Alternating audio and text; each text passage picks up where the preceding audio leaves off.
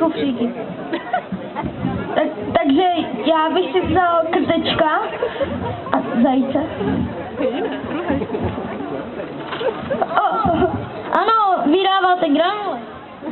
To je super, tak tady je rákosníček, teda ne, křemílek, to je jedno.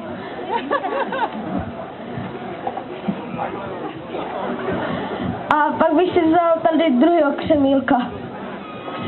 Dvojčata. Zeptáme se bankéře, jakou vám nabídl nabídku. Máme spojení? Jo, máme. Tak já nabízím 2 litry slivovice. Dobře. Pan bankéř nabízí 2 litry slivovice. Počkejte. To je moc. No my prej nepijem teda, jo, ale to nemá.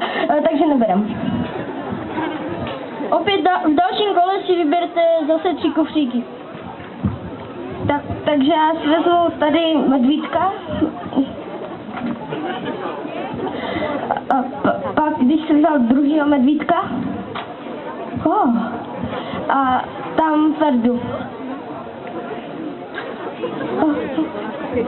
Opět se ptáme bankéře, jakou nabídl nabídku. Slyšíme se? Ano, slyšíme. Tak já nabízím balíček kapesníčků. Dobře. Pan bankéř nabízí 2 balíčky kapesníků. Jako mohlo by si to hodit, že jo? Tak pro tebe, no, ale tak pro mě ne. Takže my nebereme, my máme dost. Poslední kolo, v tom si vyberete 2 kufříky. Takže já bych si vzal ten puntíkovej, ten červený. A tu chobotnicu. Opět se tam bankéře. To bankéř, slyšíme se? Ano, slyšíme. Já nabízím 2 miliardy korun. Dobře. Pan bankéř nabízí hodně peněz. 2 miliony korun. Miliardy, že? Jo, budu mít auto. To.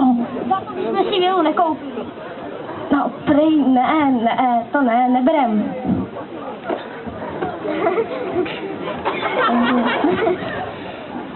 Běžte si otevřít, prosím, svůj kufřík. Takže ten ne? Tak ne, no. Ale až po reklamě sponzora pořadu.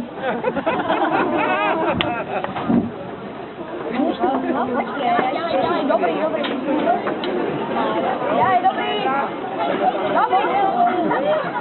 Mohli být jenom tady na kraj. Ne, já už jak budu na kraj.